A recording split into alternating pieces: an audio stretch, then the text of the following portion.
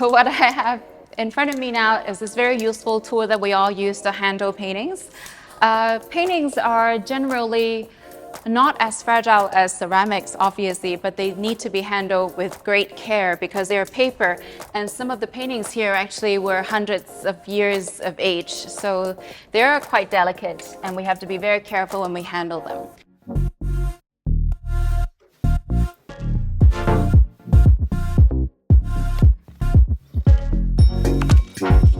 Hi Girl City, my name is Carmen Shek Cerne and I'm the head of Chinese Paintings Department at Christie's Hong Kong.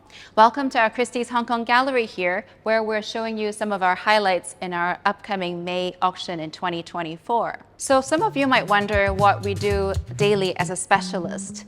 Well, I don't really have a daily routine per se, but every day, obviously, we look at a lot of paintings, as you see here.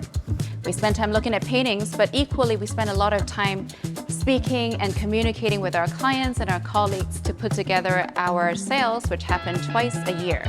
And not to mention that we also spend a lot of time talking to our clients, breakfast, dinner, coffee, lots of presentations and talks as well.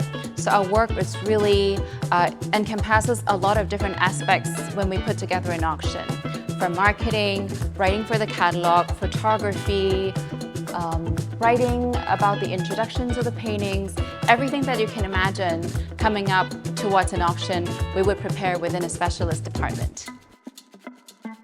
I went to high school in Italy and then I did university in London at the University College London, where I majored in ancient history and social anthropology. Always fascinated by Roman and Greek history. I used to live in Italy as a teenager, so it was a part of the world where I'm really interested in ancient Mediterranean.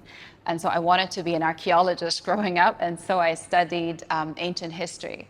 And for social anthropology, I'm very interested in culture, and I'm also very interested in how is the relationship formed between humans and objects. And in part, that interest direct me to my current job. I think a big part of our job is about storytelling. So it's my job to tell people about the story of each of these paintings. Each one of them actually has a lot to tell. Sometimes if you're just looking at the painting, you don't really understand what is the background behind the painting.